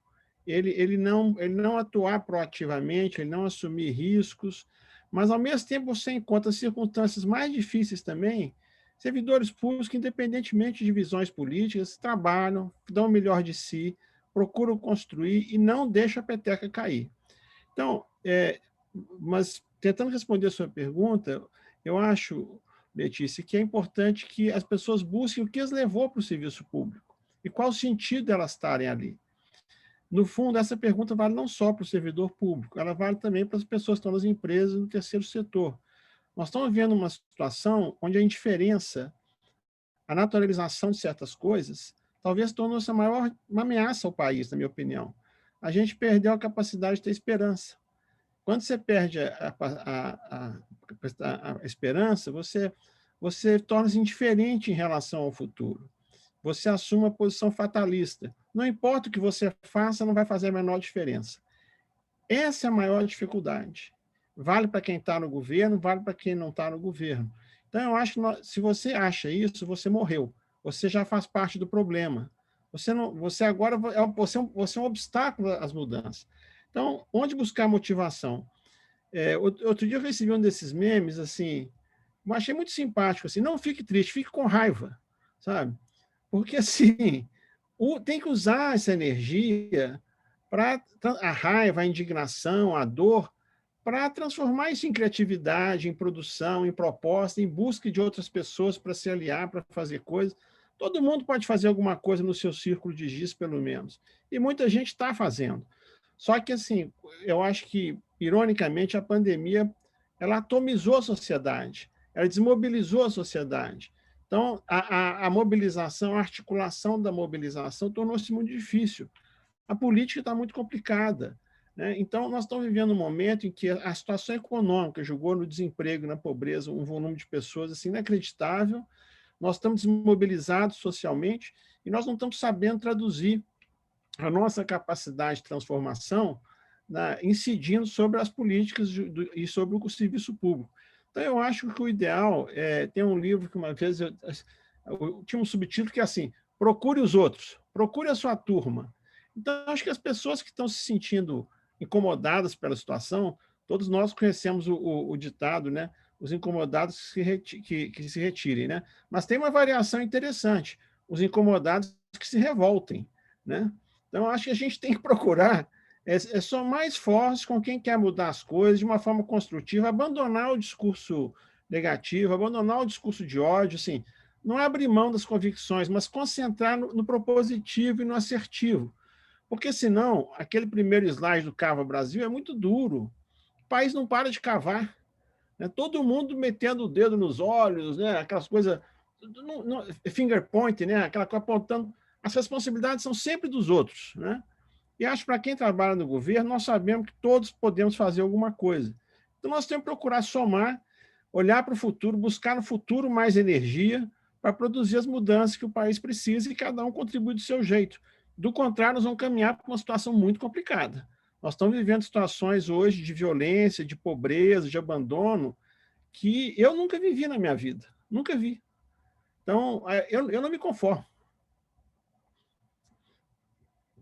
É isso. Massa. Respondendo, ou tentando responder, primeiro de uma forma mais alto nível e depois da forma prática,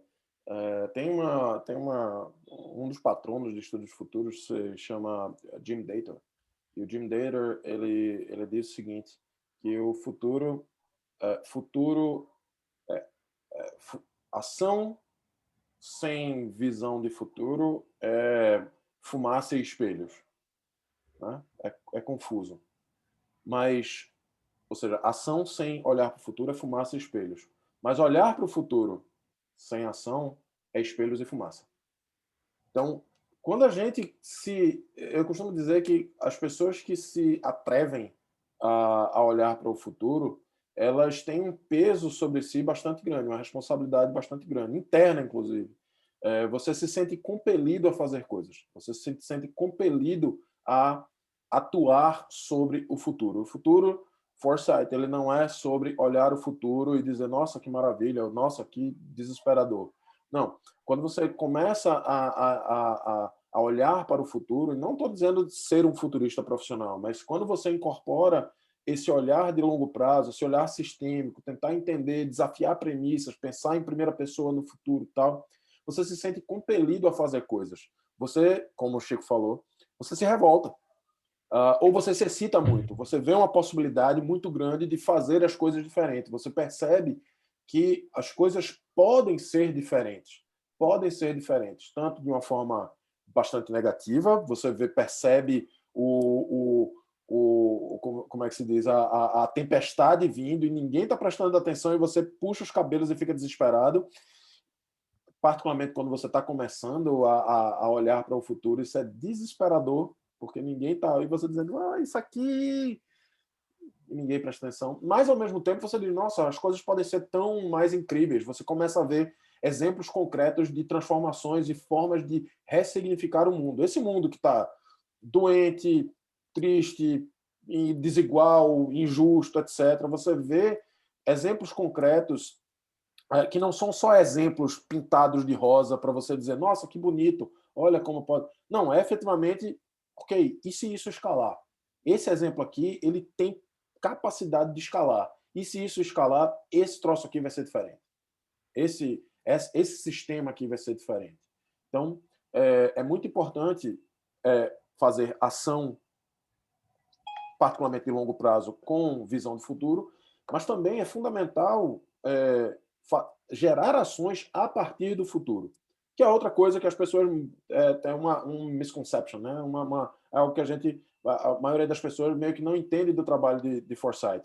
Jacques, você está olhando para 10 anos no futuro, mas eu tenho um problema agora. Eu tenho professores ganhando pouco ou tenho problemas X dentro do serviço público agora. Eu disse, ok, esses problemas não vão desaparecer. E, além disso, vai ter outros tipos de problemas no futuro que você também tem que se preparar. E, de repente, esse problema que você tem, ele vai ser completamente relevante daqui a 10 anos, ou você pode usar a falta de infraestrutura que você tem no presente para dar um bypass em todos os processos que você precisaria fazer para chegar naquilo em 10 anos. Exemplo, o lugar mais digitalmente bancarizado do mundo é a África Central. Isso. Mas é a África Central por um motivo muito simples. Não tem banco lá. Simplesmente não tem banco. Os bancos não iam para lá. Então você tinha uma população inteira, milhões de pessoas completamente desbancarizadas, sem agência, sem ATM, sem internet, sem nada, mas tinha celular. E não estou dizendo smartphone, não. Estou falando daqueles Nokia 6120 duro que só tinha SMS. E aí criaram um sistema de bancarização usando SMS. E hoje você, no meio de uma vilazinha na África Central, você chega numa barraca de qualquer coisa lá e você compra e vende por SMS. Então, é todo um bypass na infraestrutura necessária. E isso porque alguém pensou, disse, ok, eu não preciso... Banco é o quê? Banco é agência, banco é ATM, banco é dinheiro na mão. E se for diferente? Ok, tem alguns exemplos de um pessoal fazendo coisas diferentes aqui. Poxa, banco digital. Esse negócio de Pix, por exemplo, que está chegando agora, na África Central já tem há muito tempo, só que é por SMS. Então alguém pensou numa nova possibilidade, visualizou o futuro e fez no presente esse futuro. E é isso que a gente faz, a gente olha para frente para atuar agora. Efetivamente, o que é que a gente vai fazer com o nosso projeto aqui? A gente vai desenvolver uma quantidade de forecasts, ou seja, essas descrições de futuros possíveis, e isso vai ser público. Então, qualquer servidor vai poder pegar esse mapa, sentar com os seus stakeholders, seja a alta direção, seja os seus pares, seja sua força de trabalho, sentar e dizer, então, essa turma aqui do Institute for the Future está dizendo que o futuro pode ser desse jeito aqui. Se for desse jeito aqui, a gente tem capacidades hoje de viver nesse futuro? Se não, o que é que a gente precisa fazer? Ou melhor ainda, tem essa descrição do futuro aqui que, nossa, seria incrível se isso acontecesse. Como é que a gente pode atuar para fazer com que esse futuro aconteça? E aí, planos. Estratégia, ações, organização, capilaridade, obviamente contando com a própria rede, com a Fundação Brava, com a Lehman, etc., todo mundo que está suportando essa pesquisa para gerar essas novas alternativas. Jacques, eu vou emendar dessa sua fala e vou fazer uma pergunta que mandaram para a gente, que foi a seguinte, né? Qual o corte entre o futurismo e as tendências? E como avaliar a aderência entre os cenários construídos e o que de fato está acontecendo? E antes de passar a palavra para você responder essa pergunta, eu vou emendar com uma pergunta para o Chico, que eu achei interessante que você colocou o Cava Brasil, né? E aí eu lembrei muito de um ditado que fala que quando você se encontrar num buraco, pare de cavar. E aí eu queria muito, uma das perguntas que mandaram para a gente, acho que é super interessante a gente ouvir quais os legados que você acredita que a crise que a gente está passando hoje vai deixar para o setor público, quais as mudanças que a gente pode esperar aí para os próximos 5, 10 anos. Então, eu vou passar primeiro para o Jacques e depois o Chico pode responder. Ok. Eu vou dar um parêntese muito pessoal. A gente, dentro do Institute for the Future, a gente sempre diz que a gente deve respeitar a linguagem e a cultura das organizações e das pessoas, mas aí eu vou colocar o meu chapéu de professor e de chato, só para dizer que eu não gosto do termo futurismo. Eu tenho alguns motivos para isso. Primeiro, que eu acho que aqui no Brasil a descrição de futurismo, essa descrição ela é usada para um tipo de observação de futuro, sim, que é válida, etc., mas ela é muito ligada à tecnologia, muito calcada em transformação tecnológica, e um tanto superficial, tecnologia pela tecnologia. Inteligências artificiais vão revolucionar a forma como a gente trabalha. Isso não diz muita coisa, né? Ou somente dizer que existe um novo algoritmo chamado GPT-3 que consegue, e GPT-4 que consegue simular conversas naturais. Então, no futuro, nós vamos ter máquinas atendentes virtuais que são inteligências artificiais que vão conversar conosco. Isso não diz muita coisa, né? Eu quero entender exatamente como é que isso impacta o meu trabalho, o meu cotidiano, a legislação necessária para reclamar com uma inteligência artificial. Vou precisar de uma lei nova? Eu vou precisar de... Sabe? Então, eu acho que o futurismo, ele do jeito que ele é descrito, ele bate muito só na tecnologia pela tecnologia. Além disso, a palavra futurismo, e aí eu sou bem chato quanto a isso, tá? Vocês, como dizem os americanos, with a grain of salt, né? Me levem com uma pitadinha aí de desconfiança pelo meu viés. Futurismo é um termo, é a descrição de um movimento artístico italiano ligado ao fascismo. Não quero. Não gosto. Então, eu uso futuros, foresight, prospectiva estratégica, que é o nome em português. Prospectiva é feio, mas a gente usa prospectiva. Então, prospecção, prospectiva é o que a gente faz. Dito isso, a diferença entre foresight e tendência faz parte do processo de foresight, do entendimento, mas tendência, se você parar para pensar um pouquinho, tendência é passado. Tendência é algo que vem acontecendo e tende a continuar acontecendo. Ou é algo que começou a acontecer recentemente e tende a continuar por um certo tempo. Então, tendência é um conjunto de fenômenos que têm acontecido ao longo do tempo e que devem influenciar certos setores ao longo dos próximos 3, 2, 3, 5 anos. Então tem um componente também é um pouco no passado e só um pouquinho no futuro. Foresight, em geral, a gente usa tendências em conjunto com outras tendências para descrever o que a gente chama de motores de mudança. Né? Motores de mudança são grandes narrativas, grandes transformações que vêm de muito tempo e que estão moldando o futuro. São as direções da mudança. Então, quando eu falo de... por exemplo, a tendência de cidades banirem plástico. É algo que vem acontecendo há um certo tempo, deve acontecer por um mais certo tempo. Mas ela faz parte de uma narrativa maior de normalização da sustentabilidade. Não dá mais para não ser sustentável. Né? Sustentabilidade antes chegou até a ser uma tendência. Hoje não tem mais, é um movimento muito grande. Não dá mais para não ser sustentável. É impossível não tentar ser sustentável mais. Então, talvez, em 3 ou 5 anos, a gente não tenha mais cidades banindo plástico, porque a gente não vai ter plástico. Então, eu tenho uma direção da mudança maior. E aí, eu componho isso com sinais de algumas coisas acontecendo, por exemplo, descarbonização, sei lá, 2 anos atrás, a Volkswagen dizendo que não ia mais fabricar caminhões a diesel. Isso deixa você meio desestabilizado. Ok, não vai ter mais caminhão a diesel, a Volkswagen, a maior fabricante de caminhões do mundo, está dizendo que vai virar toda elétrica. Ok, isso fala outras coisas. Então, isso faz com que a gente pense, no longo prazo, 10 anos, a gente tem uma provocação ainda maior. Ok, e se a descarbonização completa da sociedade acontecer muito mais rápido do que a gente está imaginando? E se a próxima década a gente não tiver petróleo? Aí ferrou. Aí ferrou bastante. Petrobras, por exemplo, está com um grande problemão no colo.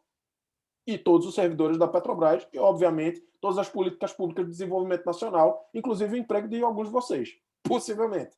Então, a gente olha mais para frente. A gente faz provocações. Então, essa mais ou menos a diferença. A gente compõe, mas a gente olha no longo prazo. E a outra pergunta que eu não lembro, qual era?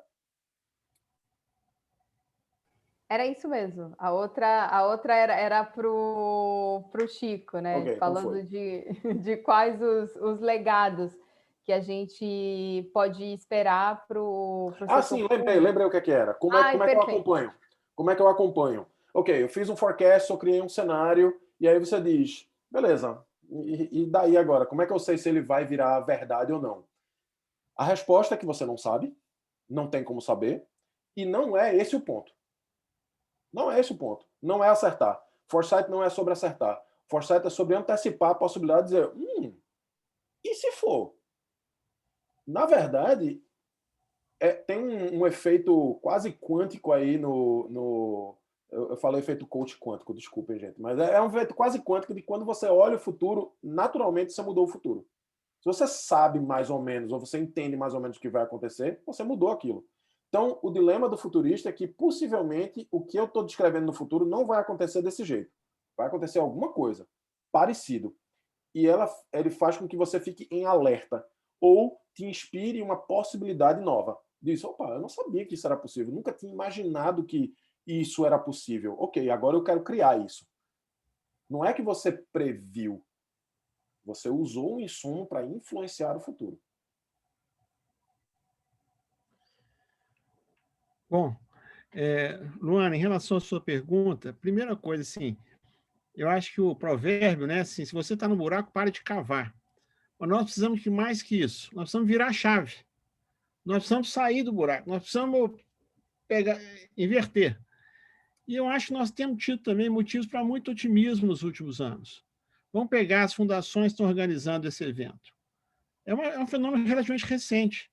Uma série de empresários bem-sucedidos criando fundações do terceiro setor para apostar na mudança do serviço público, para melhorar a gestão do Estado, para entregar melhor serviço à população. Claro, você tem ainda uma série de atividades privadas meritórias, instituições de caridade, trabalho com educação, com saúde, com assistência social, mas gastar dinheiro com serviço público, com a modernização do Estado, com tecnologia, isso é uma novidade maravilhosa. Outra coisa, eu tive a oportunidade de trabalhar com a Brava em algumas iniciativas relacionadas a empreendedorismo, a startups. É uma experiência, assim, eu só não posso falar, porque senão o pessoal vai me cobrar. Eu pago para fazer isso. Porque o contato que a gente tem com essas pessoas, as ideias, os projetos, as inovações, os insights, isso tudo é o Brasil.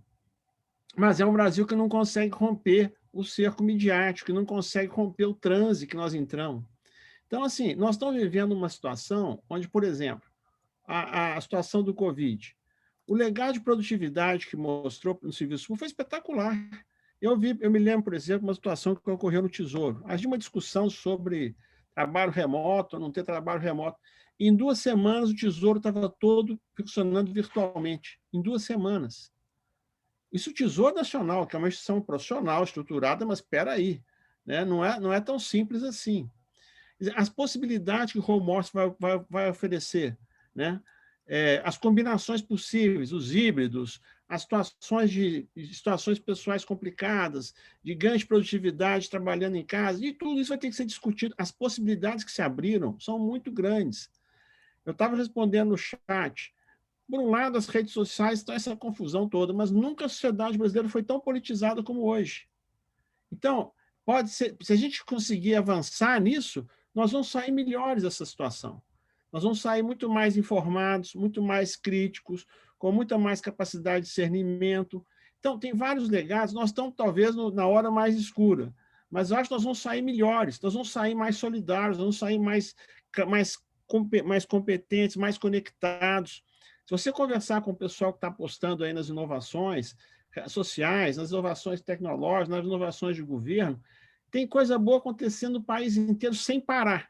E não é porque alguém patrocinou, alguém apoiou, não, é da natureza também do país. E não é só aqui. Nós agora estamos descobrindo que nós temos países vizinhos, estamos descobrindo que na OCDE tem milhões de outros países com problemas parecidos. O Jacques citou, eu morri de rir na hora que ele falou, porque assim, eu tive a oportunidade de ir em 2015, eu acho, a Marrakech, no Marrocos. Aí apareceu lá um pessoal de Uganda e Ruanda, que eu fiquei assim, eu não acredito. O nível do pessoal, a competência, como eles estavam na frente em relação a tantas coisas. Eles não chegaram a instalar telefone fixo, eles foram direto para o celular. Tá? O Mercosul da África Oriental, né, são Tanzânia, Quênia, Ruanda, é um negócio que fica assim, gente, isso nas regiões as mais pobres do mundo, né, subsaariana, estão já no outro momento. Então, assim, se eles podem, a gente não pode, não é possível. Né? Então, eu acho que tem muita coisa boa acontecendo, mas a gente tem que se abrir e se informar. A gente não pode enfiar a cabeça no buraco. Tem essa coisa de avestruz nossa, sabe? Tem que parar com isso e olhar para os lados, olhar para as pessoas, olhar para as regiões, olhar para o interior, olhar para o litoral, olhar para a Amazônia, olhar para os hermanos, olhar para os outros. Gente, o mundo nunca ofereceu tantas possibilidades. Alguns estudos que a ENAP publicou sobre as mudanças no serviço público, né, mostrando as competências do futuro, né, não tem nada demais. Iteração, aquela coisa de buscar, fuçar até achar a solução. Storytelling, ser capaz de contar histórias, de contar as coisas. Nós não conseguimos comunicar, temos que aprender. Números, data literacy, alfabetização em números. Eu vejo uma planilha, eu tenho dor de cabeça. Para com isso, gente. Vamos mudar, né? Curiosidade. Antigamente, curiosidade era percebida como um problema no serviço público. Né? Não, está caçando sarna para se coçar. Isso aqui, você tem que fazer o que é previsível que você faça. Né? E tem a última, que eu acho a mais provocativa. A gente teve com a maior dúvida se colocava no relatório. Insurgência. Pô, lá vai incentivar o pessoal a criar caso. Não é criar caso, é problematizar o que você faz. Ver como é que você pode fazer melhor. Tem muita gente que é naturalmente assim, principalmente as mulheres. Elas estão sempre procurando melhorar. Né? Elas têm um chip de eficiência contínua, que é um negócio impressionante. Então, assim, nós temos que procurar abrir possibilidade para essas coisas. Essas forças modernizadoras, inovadoras, transformadoras estão aí. Agora, a gente tem que também, assim, não vai ser no sofá, na internet, com clique só que nós vamos fazer isso. A gente precisa de um pouco mais do que abaixo-assinado digital, abraçar a lagoa, essas coisas, sabe? As coisas não mudam no automático. Ou o país também se apropria dos seus problemas, ou os problemas vão tomar conta do país. Então, acho que depende muito essas crises todas estão deixando legados excepcionais. Nós vamos aproveitar ou não?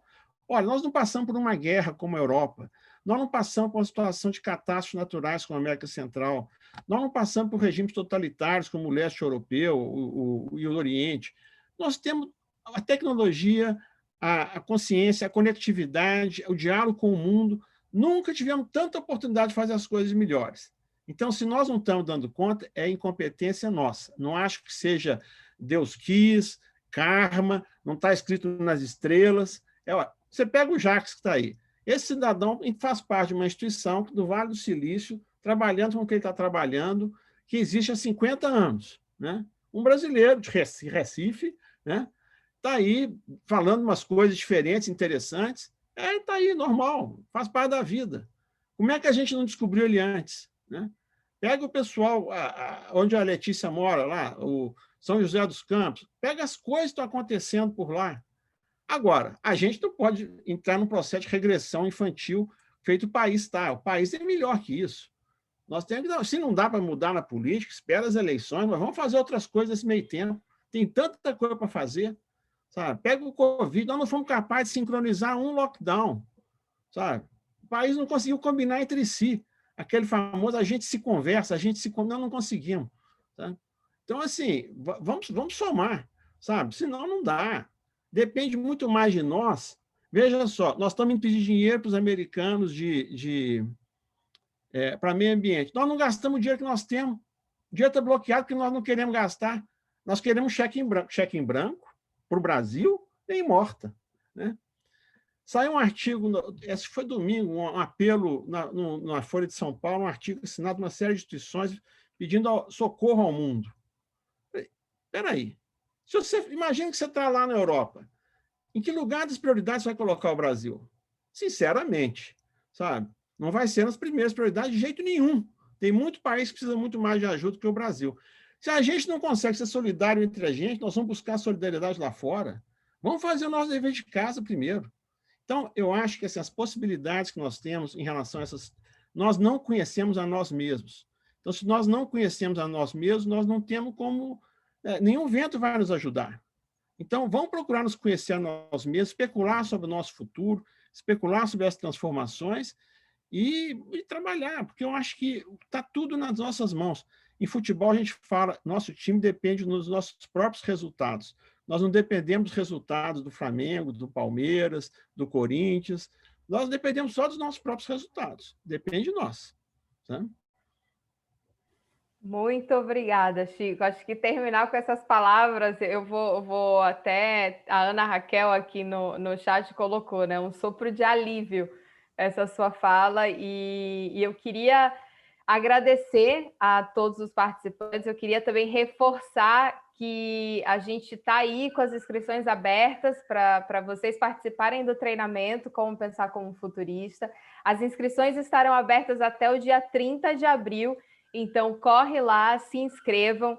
A gente colocou aqui no chat o link de inscrição, a gente vai mandar também para vocês por e-mail.